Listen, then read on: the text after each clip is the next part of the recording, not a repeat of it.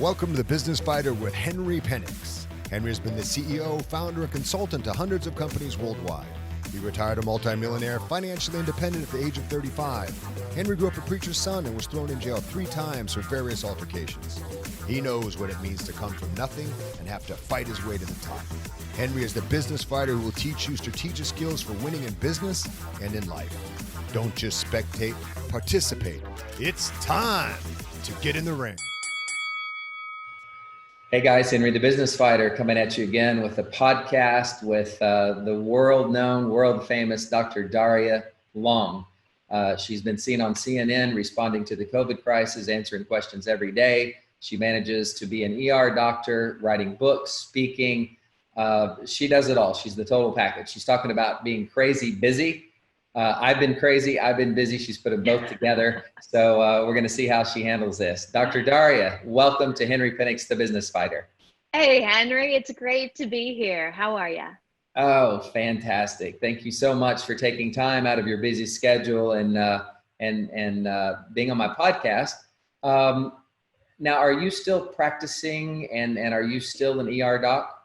Yes, absolutely. Still practice out of Erlanger Hospital. So yes, that is core to what I do.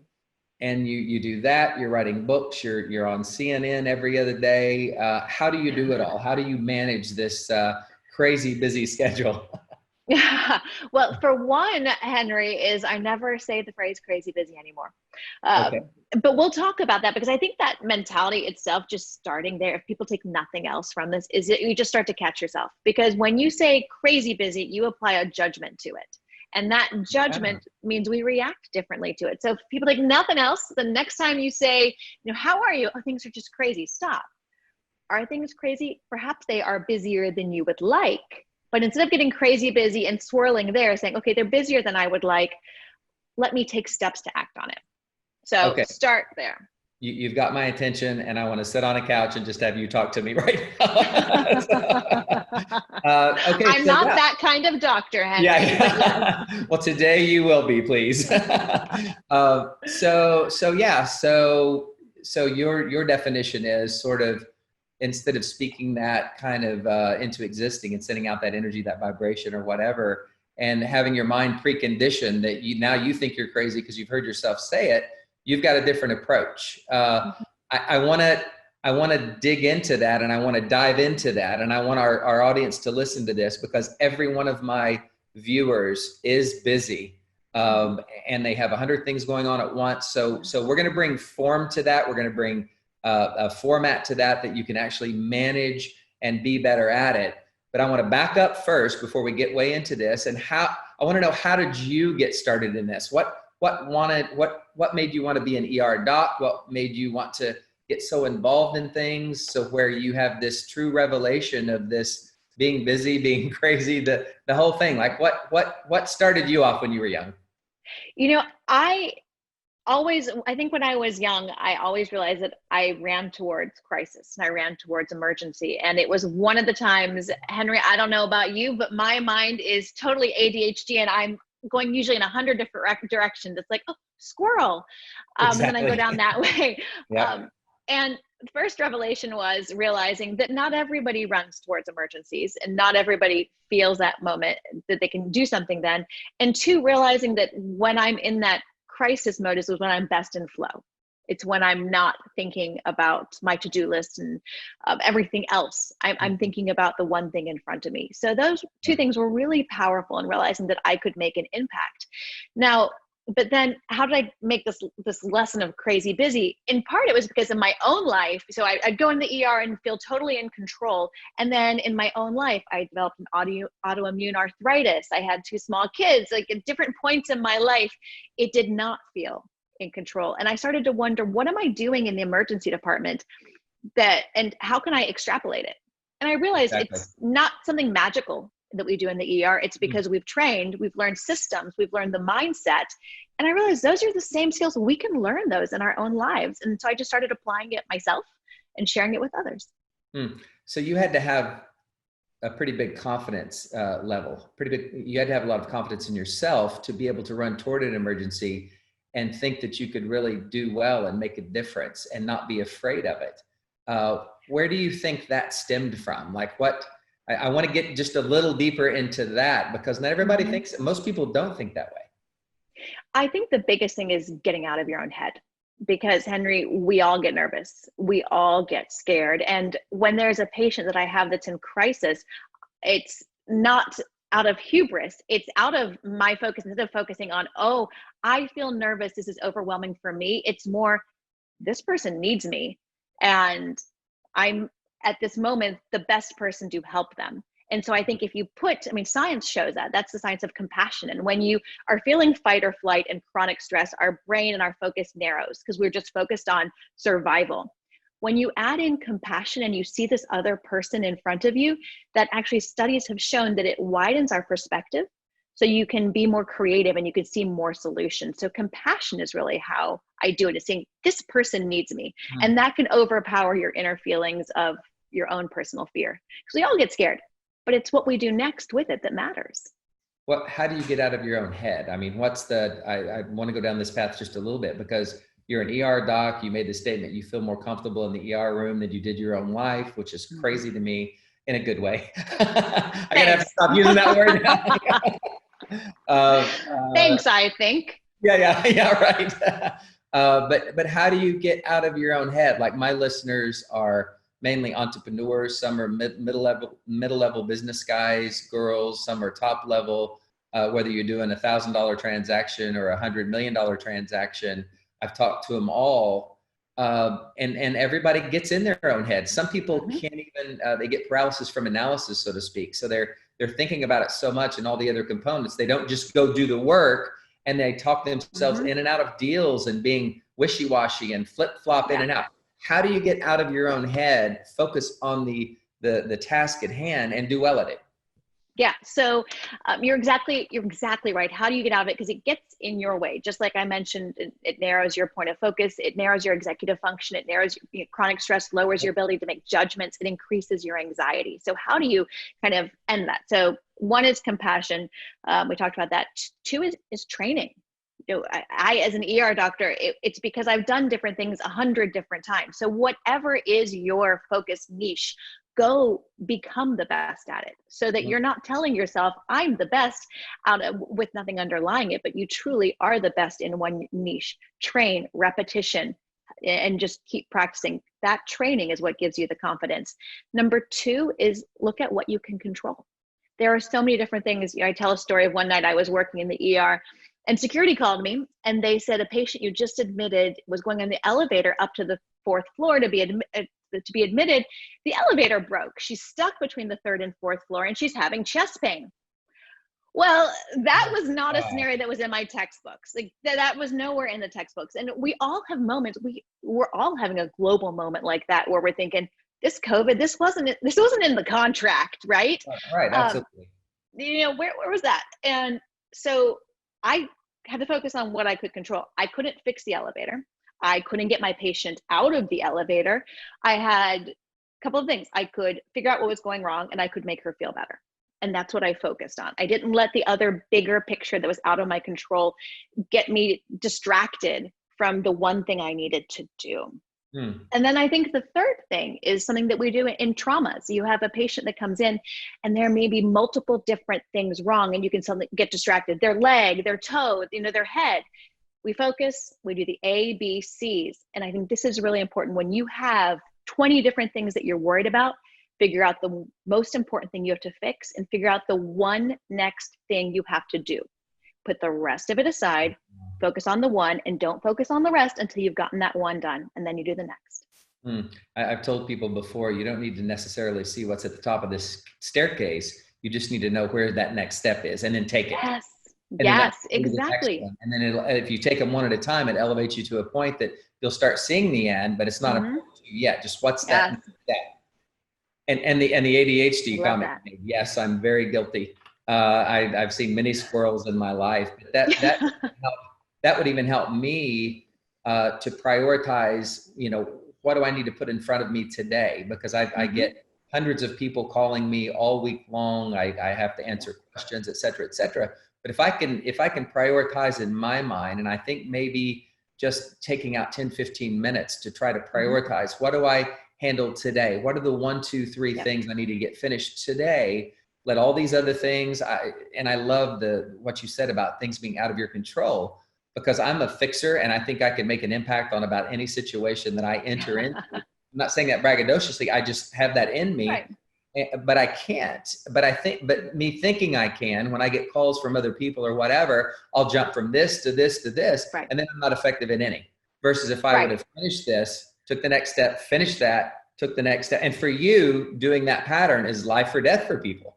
Right. And to your point, I mean, maybe there are all these things you maybe could fix all of them, but is it worth it? Is it worth it distracting you from the most important things? The other thing we do in the ER is we triage. You know, reds are your most important immediate, then yellow, then green. And it's really important. Your reds, every day I have my to-do list here and I have like 3 reds. And then the other thing people need to do that we recognize in the ER is there are tasks or certain aspects of a patient's health that you won't get done. I'm not going to sit there and prescribe vitamins for my patient. You know, there's different things that you have to say, that's not on my list, because if I focus on these things, I will never succeed at my reds. And you can't feel guilty about that. That's a fact in the ER. It's a fact in your own life. So just because you could doesn't mean you should. Yes. Wow. Exactly. And I know many of your listeners are probably that way. They've been successful in everything they've tried. Exactly. Just as you said, just because you could doesn't mean you should. There are a few things that only you can do and only you can do well. And you have to focus there.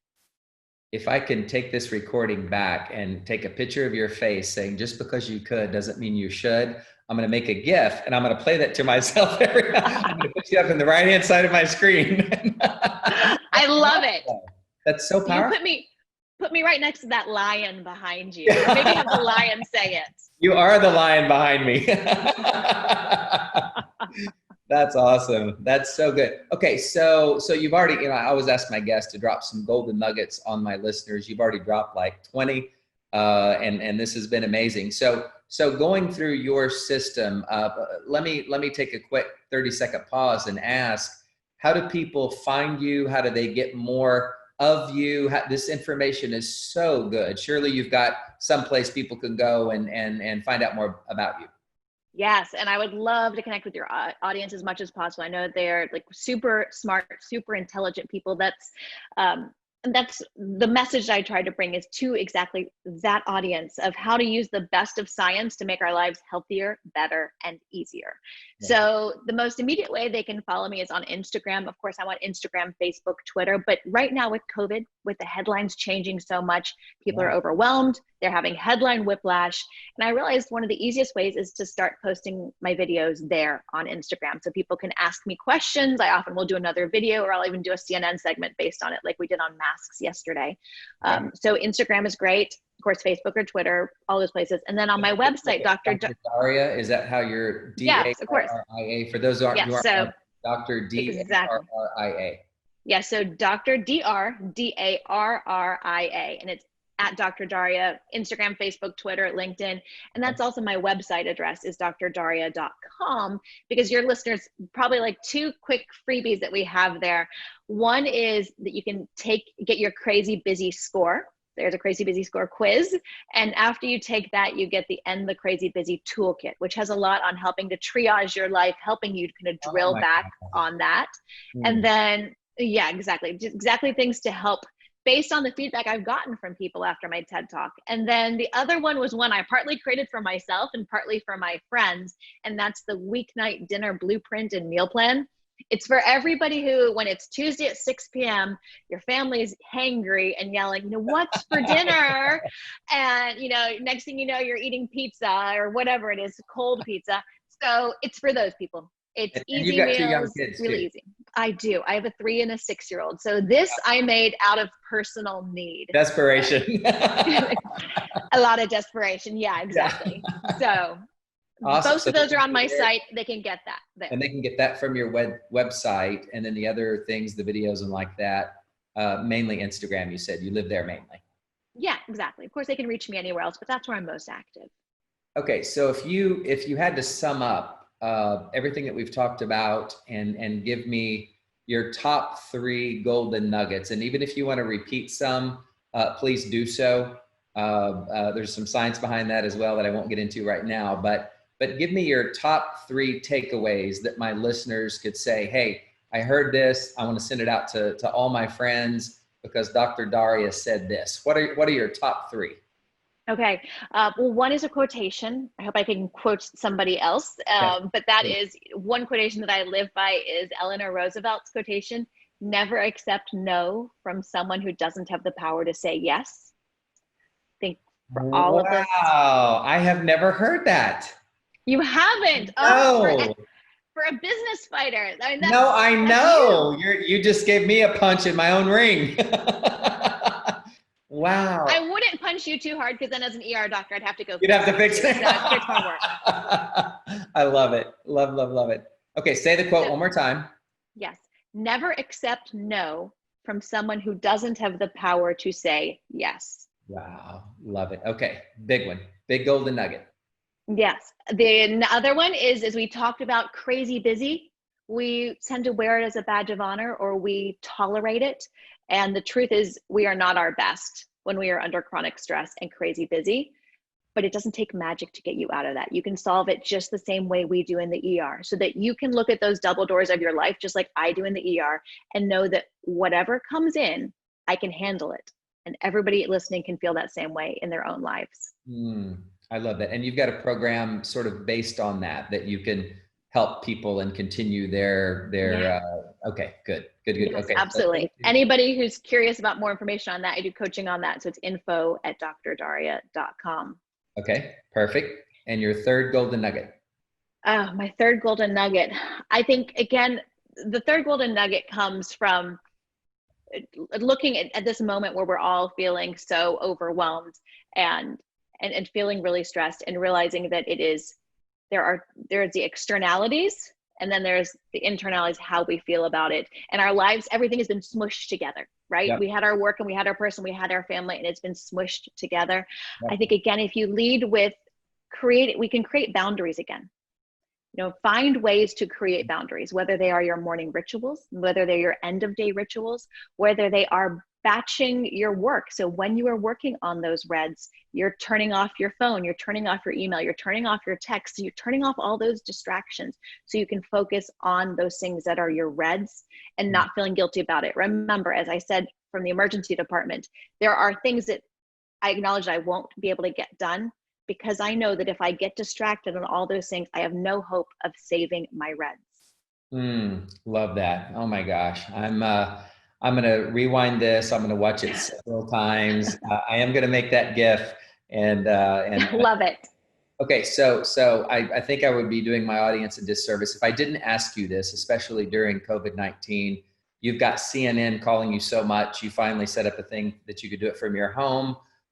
So since I have you here now, what are your thoughts? And we're really at the end of the podcast, but I want to get 2 or 3 minutes of your thoughts about COVID-19, not necessarily how to handle it, but what do you think? You think it's going to spread further? You think we're going to get a vaccine by the end of the year? You hear all this news, you hear what now is being called fake news. Depending on what newspaper you read, they've got almost opposite reports from an ER doctor who's also sensitive and wants to help other people.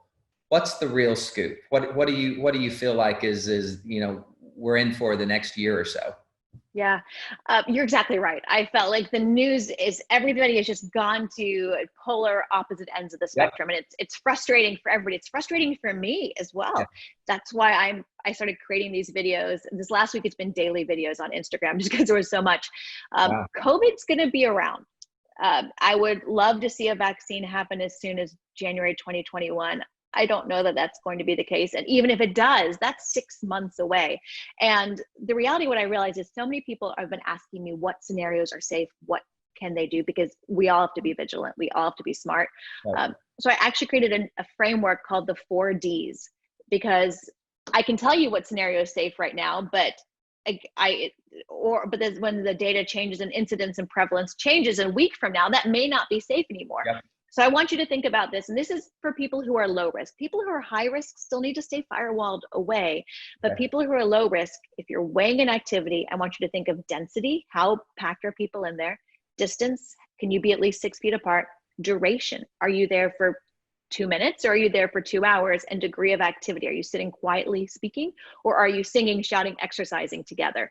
If you look at those four, and they're kind of like switches on a soundboard, you can go volume up or volume down. Yep. You can see which scenarios are high risk, low risk.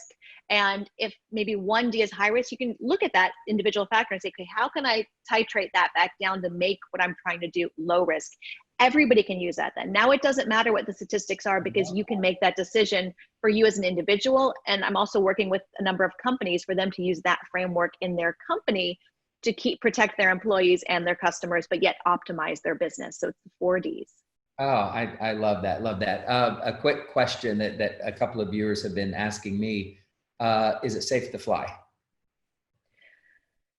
It's tough. So that depends on why. I'm telling you right now, I'm not making any personal trips right now.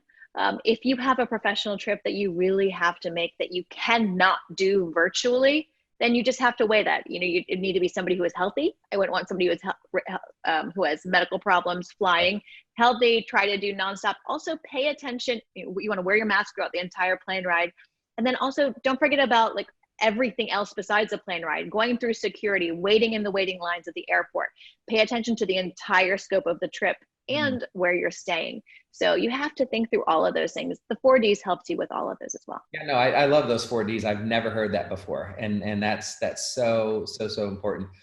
Good. Wow. This has been a boatload. I didn't know exactly what to expect. I wanted to be spontaneous. I can think of another hour interview that I could do with you right now, but for sake of everybody's time, I know my audience is going to want to come to your website, look at you on Instagram, et cetera, et cetera. But thank you so much for taking out of your day to make other people's day so much better, leading them through this COVID.